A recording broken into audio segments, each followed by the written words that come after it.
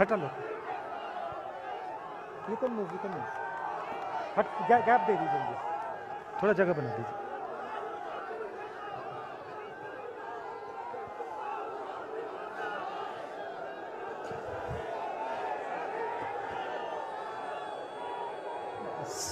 Stage पे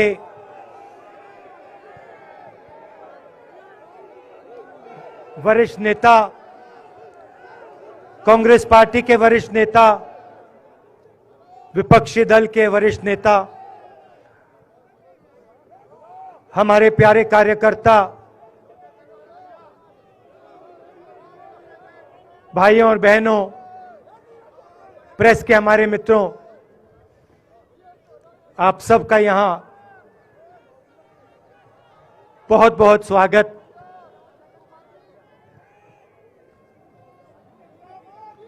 आप आज यहां बर्फ में खड़े हैं, मगर आप में से किसी को सर्दी नहीं लग रही है। आप बारिश में खड़े हुए, कोई भीगा नहीं। गर्मी में आपको गर्मी नहीं लगी, सर्दी में आपको सर्दी नहीं लग रही है, क्योंकि देश की शक्ति आपके साथ है।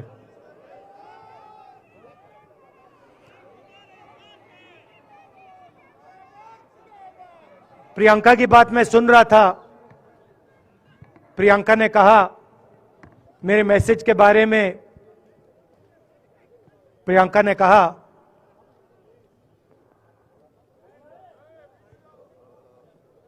नॉर्मली होता नहीं है, मगर मेरे आंख में आंसू आए।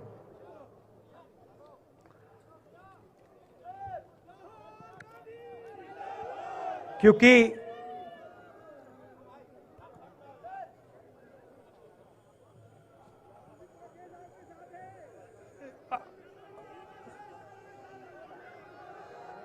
मैं कन्याकुमारी से चला, शुरुआत की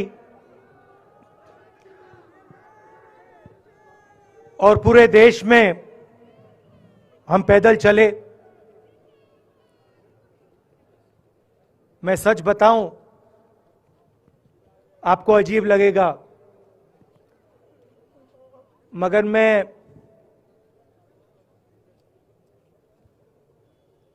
बहुत सालों के लिए हर रोज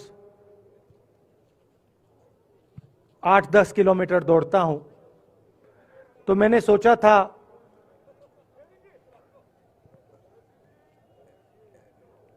देश कन्याकुमारी से कश्मीर चलने में इतनी मुश्किल नहीं होगी। मेरे दिल में था कि आसान होगा, फिजिकली मेरे लिए ये मुश्किल काम, मैंने सोचा था मुश्किल काम नहीं होगा।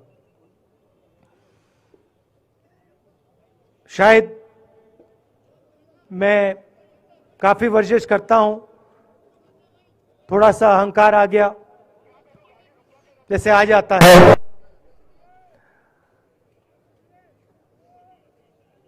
मगर फिर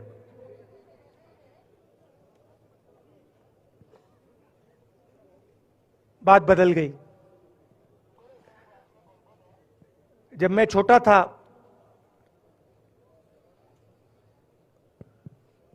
फुटबॉल खेलता था,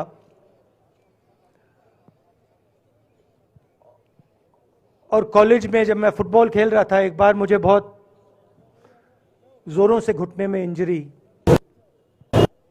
हुई थी।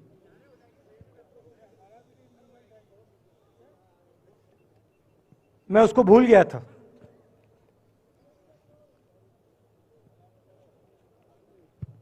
घुटने में दर्द नहीं होता था, भूल गया था उसको, दर्द गायब हो गया था। मगर कन्याकुमारी से 5-7 दिन बाद घुटने में प्रॉब्लम आई, और जबरदस्त प्रॉब्लम आई। पूरा अहंकार उतर गया और मैं सोचने लगा क्या मैं ये जो 3,500 किलोमीटर हैं, क्या मैं इनको चल पाऊंगा या नहीं।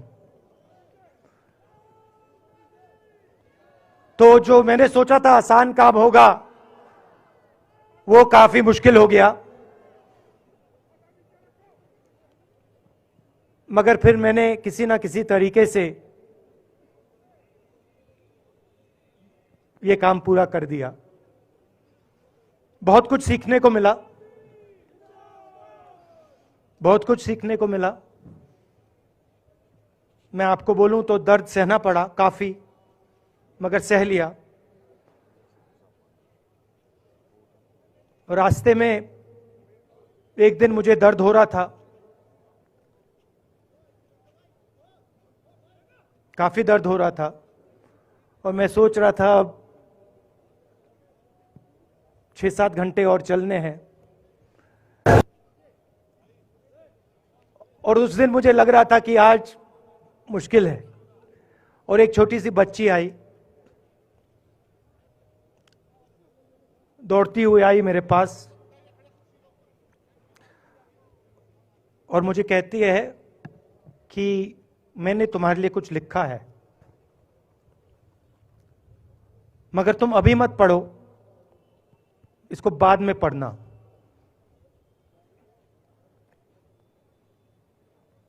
और फिर वो मुझे गले लग के भाग गई। फिर मैंने सोचा अब पढ़ता हूं क्या लिखा है।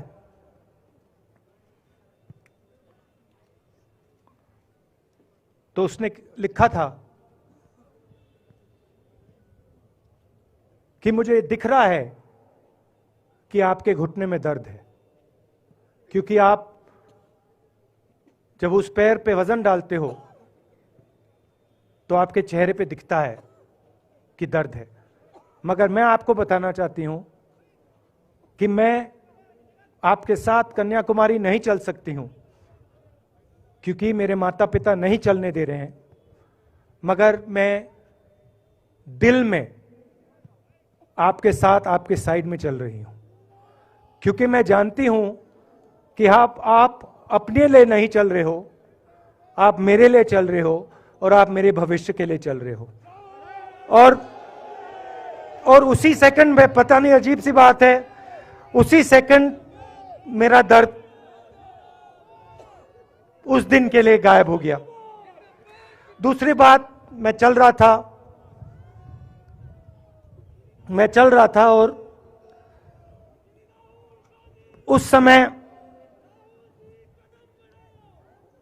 उसी समय वहां पे थोड़ी सर्दी बढ़ रही थी। सुबह का समय था और 4 बच्चे आए।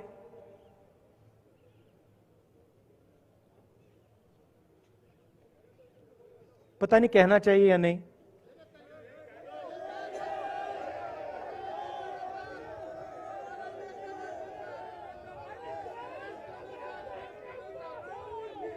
तो कह देता हूं, छोटे से बच्चे थे,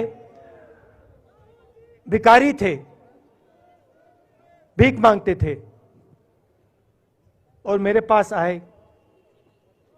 कपड़े नहीं थे, मैंने देखा, शायद मजदूरी भी करते थे तो थोड़ी मट्टी थी उन पे। खैर, मैं ये चीजें देखता नहीं हूं, तो मैं उनके साथ गले लगा, घुटनों पे गया, ऐसे उनको पकड़ा मैंने, क्योंकि मैं उनकी लेवल पे रहना चाहता था। और फिर, नहीं सुनिए, मैं ये बात कहना नहीं चाह रहा था, मगर कह दूंगा। तो उनको ठंड लग रही थी, वो कांप रहे थे, शायद उनको खाना नहीं मिला था, छोटे बच्चे मजदूरी कर रहे थे।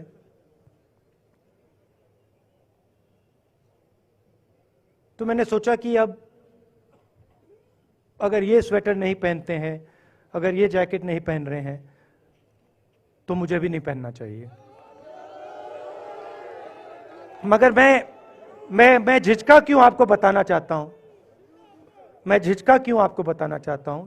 जब मैंने ये खत्म किया, मैं चल रहा था, तो हमारे साथ एक व्यक्ति थे। उन्होंने मुझे मेरे कान में बोला, राहुल जी, ये बच्चे गंदे हैं, इनके पास आपको ऐसे जाना नहीं चाहिए। तो मैंने उनसे कहा, वो आपसे और मुझसे दोनों से साफ हैं।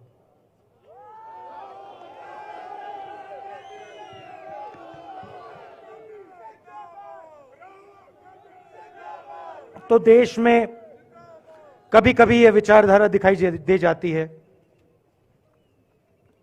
दूसरी बात आपको बता देता हूं, शायद लोगों को अच्छी ना लगे।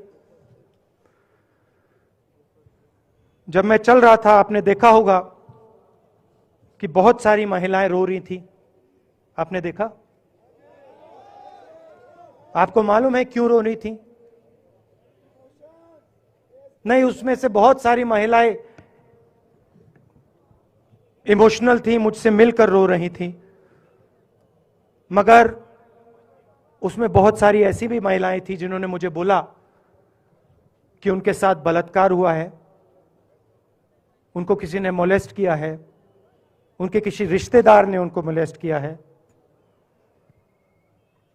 और जब मैं उनसे बोलता था, बहन मैं पुलिस को बताऊं, तो मुझे कहती थी, राहुल जी पुलिस को मत बताइए, हम चाहते हैं कि आपको यह बात मालूम हो, मगर पुलिस को मत बताइए, हमारा और भी नुकसान हो जाएगा। तो ये हमारी देश की सच्चाई है। ऐसी बहुत सारी और मैं कहानियां आपको बता सकता हूं।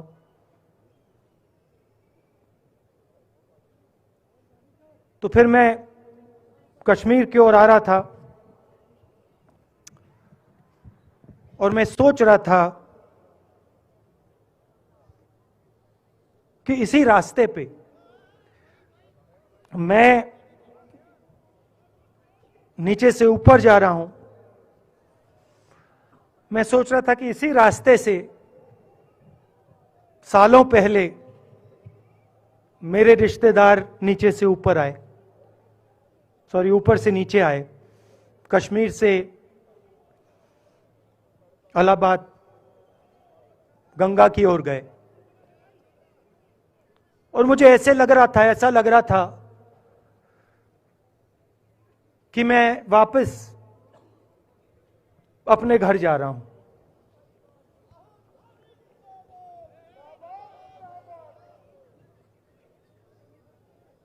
घर मेरे लिए,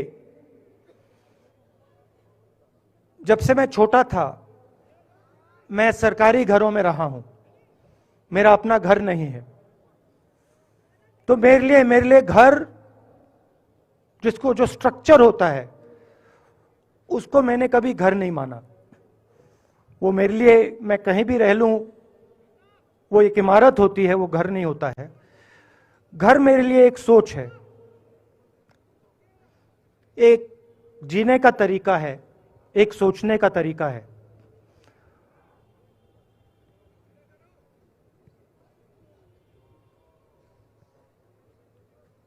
और यहां पे जिस चीज को आप कश्मीरियत कहते हो, उसको मैं अपना घर मानता हूं। अब ये कश्मीरियत है क्या? ये जो शिव जी की सोच है एक तरफ, और थोड़ी सी गहराई में जाएंगे तो उसको शून्यता कहा जा सकता है। अपने आप पर, अपने अहंकार पर, अपने विचारों पर आक्रमण करना। और दूसरी तरफ इस्लाम में, जिसको शून्यता यहां कहा जाता है, वहां फना कहा जाता है। सोच वही है। इस्लाम में फना का मतलब अपने ऊपर आक्रमण, अपनी सोच पर आक्रमण, जो हम अपना किला बना देते हैं कि मैं ये हूं, मेरे पास ये है, मेरे पास ये ज्ञान है, मेरे पास ये घर है, उसी किले पर आक्रमण करना, वही है शून्यता, वही है फना। और इस धरती पे ये दो जो विचारधाराएं हैं,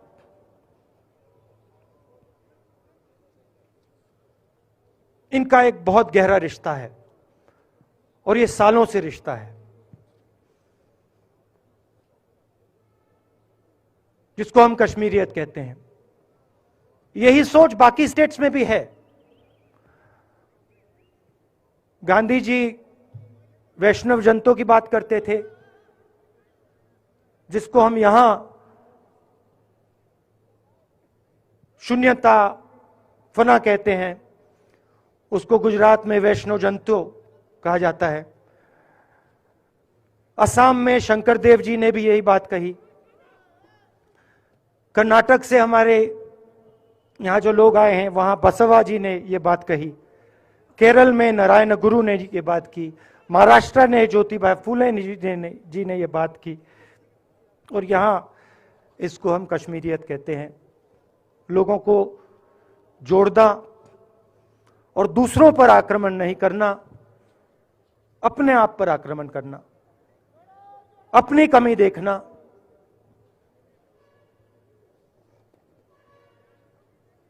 मैंने आपको कहा कि मेरा परिवार कश्मीर से गंगा की ओर गया था। इलाहाबाद संगम के बिल्कुल किनारे वहां पास में हमारा घर है।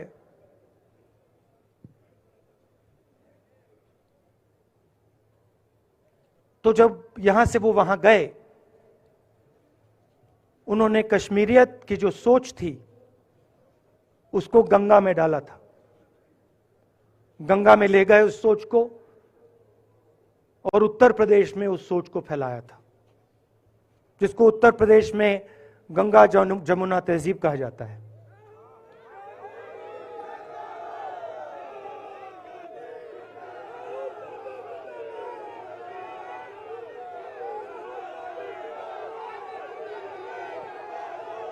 तो उन्होंने, मेरे परिवार ने छोटा सा काम, कोई बड़ा काम नहीं किया। जो आपने उनको सिखाया, जो जम्मू कश्मीर के लोगों ने उनको सिखाया, लद्दाख के लोगों ने सिखाया, क्योंकि उसमें बौद्ध धर्म भी है, उनके पास भी वही सोच, शून्यता की सोच उधर भी है। वो उसको ले गए और उस विचारधारा को, सोच को गंगा में उन्होंने रखा। तो मैं ये सोच रहा था, जब यहां आ रहा था, पैदल चल रहा था, और मुझे सिक्योरिटी वालों ने कहा था कि देखिए, आप पूरे हिंदुस्तान में चल सकते हो, जम्मू में भी चल सकते हो, मगर आखिरी जो 4 दिन हैं कश्मीर में, आपको गाड़ी से जाना चाहिए।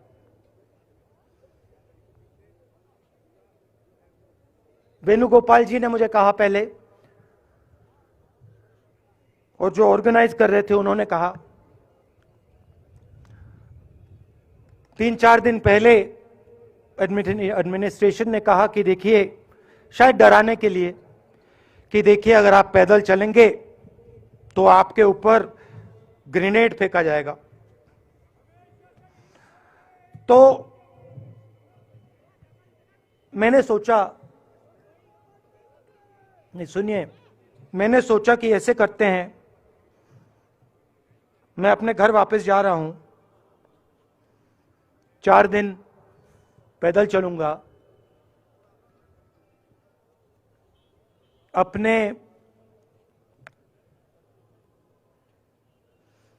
घर के जो लोग हैं उनके बीच में चलूंगा। और मैंने सोचा कि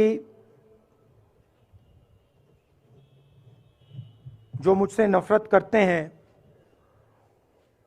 उनको क्यों ना मैं एक मौका दूं कि मेरी सफेद शर्ट का रंग बदल दें, लाल कर दें।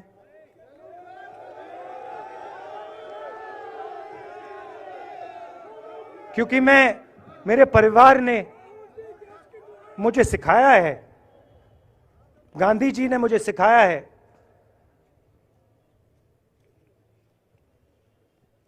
कि अगर जीना है तो डरे बिना जीना है, नहीं तो जीना नहीं है। तो मैंने मौका दिया, मैंने कहा मैं 4 दिन चलूंगा, बदल दो टी शर्ट का रंग, लाल कर दो, देखी जाएगी। मगर जो मैंने सोचा था वही हुआ। जम्मू कश्मीर के लोगों ने मुझे हैंड ग्रेनेड नहीं दिया, अपने दिल खोलकर प्यार दिया, गले लगे।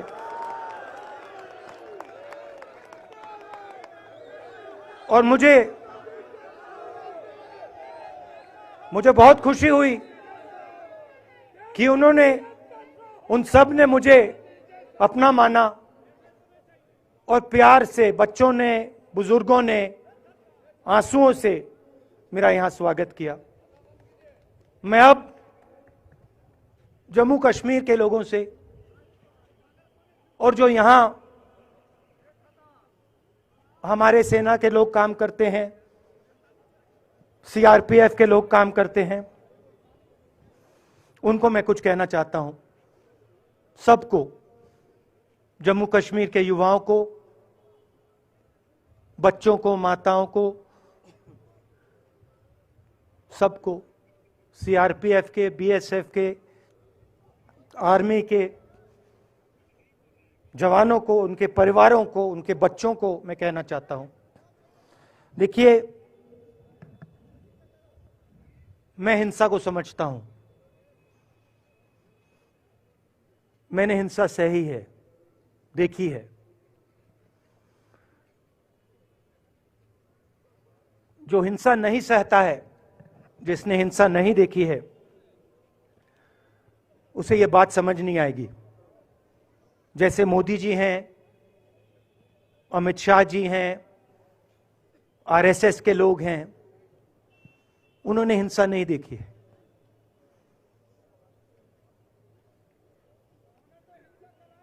डरते हैं, नहीं डरते हैं, देखिए डरते हैं। यहां पे हम 4 दिन पैदल चले, मैं आपको गारंटी देके कह सकता हूं कि बीजेपी का कोई नेता ऐसे नहीं चल सकता है।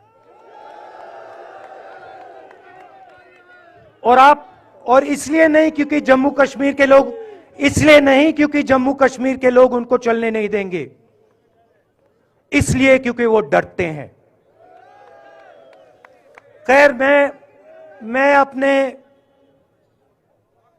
जम्मू कश्मीर के लोगों को, युवाओं को, बुजुर्गों को और आर्मी के लोगों को, सीआरपीएफ, बीएसएफ लोगों को थोड़ा सा बताना चाहता हूं। देखिए, मैं जब 14 साल का था, स्कूल में था, सुबह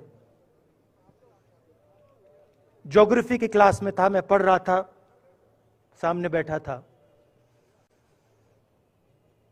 और मेरी एक टीचर आई, अंदर आई और उसने कहा राहुल तुम्हें प्रिंसिपल बुला रहा है।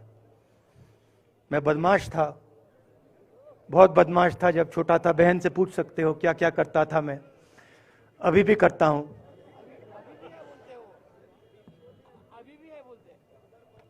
मैंने सोचा प्रिंसिपल बुला रहा है, मैंने कुछ गलती की होगी, अब मार पिटेगी। वहां पे केनिंग होती थी, मैंने सोचा था अब केनिंग होगी मेरी। मगर जब मैं चल रहा था, जिस टीचर ने मुझे बुलाया उसको देखकर मुझे कुछ अजीब सा लगा। और जब मैं प्रिंसिपल के ऑफिस पहुंचा तो प्रिंसिपल ने कहा राहुल तुम्हारे घर से फोन कॉल है।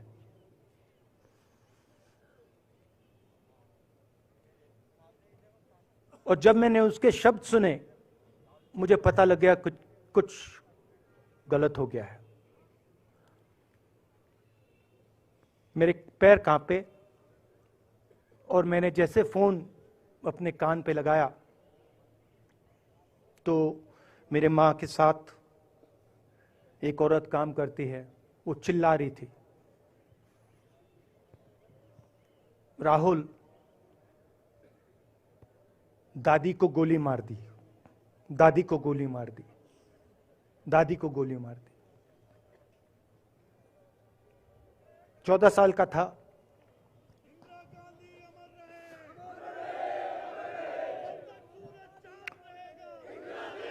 देखिए ये जो मैं कह रहा हूं, ये जो मैं अभी कह रहा हूं, ये बात प्रधानमंत्री को नहीं समझ आएगी, ये बात अमित शाह जी को नहीं समझ आएगी, ये बात डोवल जी को भी नहीं समझ आएगी, मगर ये बात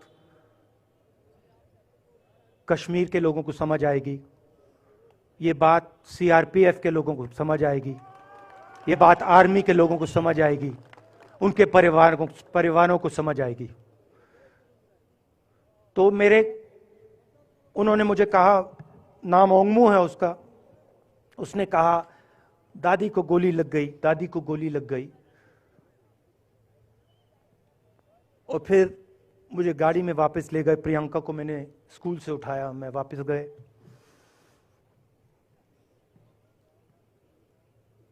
और फिर मैंने वो जगह देखी जहां मेरी दादी का खून था।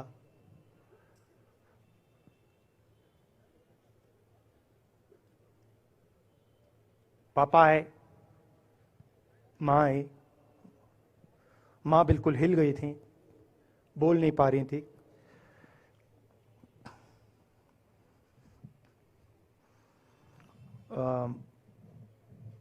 हाँ,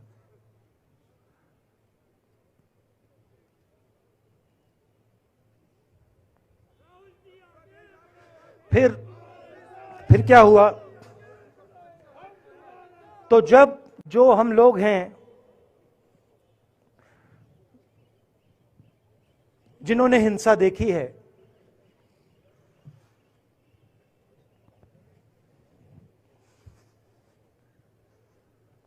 ये जो है ना, इसको हम बिल्कुल दूसरी तरीके से देखते हैं। ये आप सबके लिए टेलीफोन है, ये हमारे लिए सिर्फ टेलीफोन नहीं है।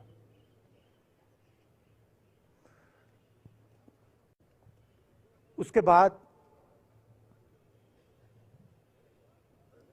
6-7 साल बाद मैं अमेरिका में था और फिर से टेलीफोन आया। 21 में टेलीफोन आया। जैसे बहुत सारे, जैसे जो पुलवामा में हमारे सैनिक मरे थे, उनके घर टेलीफोन आया होगा। हजारों कश्मीरी लोगों के घर टेलीफोन आया होगा। सेना के परिवारों को टेलीफोन आया होगा। वैसा ही टेलीफोन आया। पिता के एक दोस्त थे, उन्होंने मुझे फोन किया और कहा राहुल बुरी खबर है। मैंने उनसे कहा मैं जानता हूं, पापा मर गए। कहते हैं हाँ। मैंने कहा धन्यवाद, फोन रख दिया। तो मेरा कहना है जो हिंसा करवाता है, जैसे मोदी जी हैं, अमित शाह जी हैं, अजीत डोवल जी हैं, आरएसएस के लोग हैं, वो इस बात को समझ नहीं सकते हैं, वो दर्द को समझ नहीं सकते हैं। हम समझ सकते हैं। पुलवामा के जो सैनिक थे, उनके बच्चों के दिल में क्या हुआ मैं जानता हूं। मेरे दिल में वही हुआ है जो यहां पे कश्मीर में लोग मरते हैं, उनके दिल में क्या होता है। जो फोन कॉल आता है क्या लगता है, वो मैं समझता हूं, मेरी बहन समझती है। तो कल किसी जर्नलिस्ट ने मुझसे पूछा यात्रा का क्या लक्ष्य है।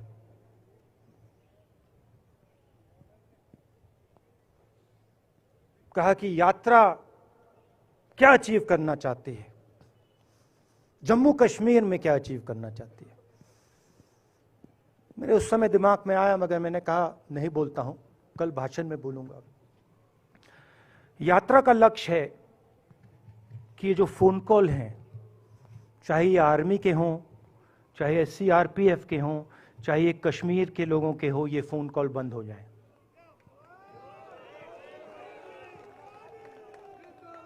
कि ये फोन कॉल किसी बच्चे को, किसी मां को, किसी बेटे को ना लेना पड़े। मेरा लक्ष्य ये जो फोन कॉल हैं इनको बंद करने का है। अब देखिए, बीजेपी आरएसएस के लोग आक्रमण किस चीज पे कर रहे हैं। मुझे गाली देते हैं,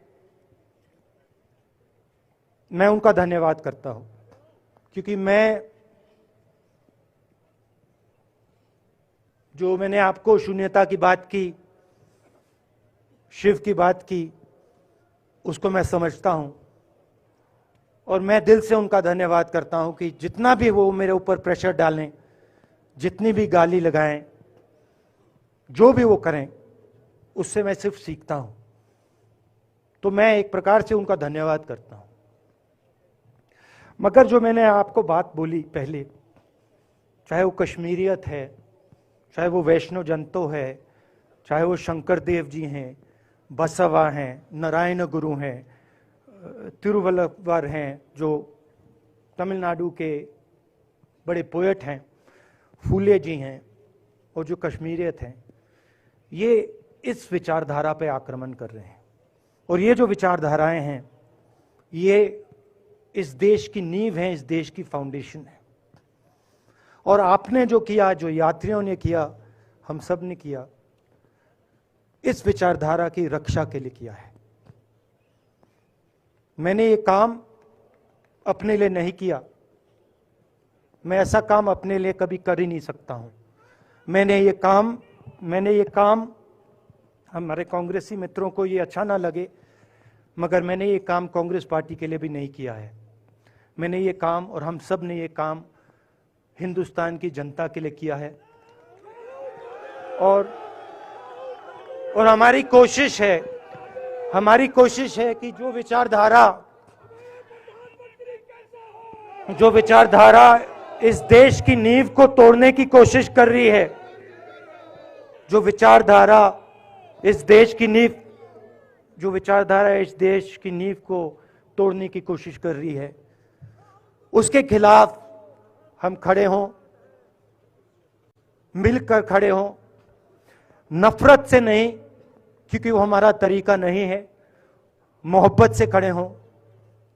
मैं जानता हूं कि अगर हम मोहब्बत से खड़े होंगे, प्यार से बात रखेंगे, तो हमें सफलता मिलेगी। और उनकी जो विचारधारा है, उसको हम सिर्फ हराएंगे नहीं, मगर उस विचारधारा को हम उनके दिलों से निकाल देंगे। तो आपने, देश की जनता ने हमारा समर्थन किया। हमारी कोशिश है कि हमें, बीजेपी ने एक जीने का तरीका, राजनीतिक तरीका दिखाया है। हमारी कोशिश है कि हम एक और तरीका, जो हिंदुस्तान का तरीका है, मोहब्बत का तरीका है, वो हम देश को दिखाएं। हम देश को याद दिलाएं कि हिंदुस्तान मोहब्बत का देश है, इज्जत का देश है, भाईचारे का देश। तो हमने जो कहा था, छोटा सा कदम लिया है, बड़ा कदम नहीं है। नफरत के बाजार में मोहब्बत की दुकान खोलने की कोशिश की। धन्यवाद। जय हिंद।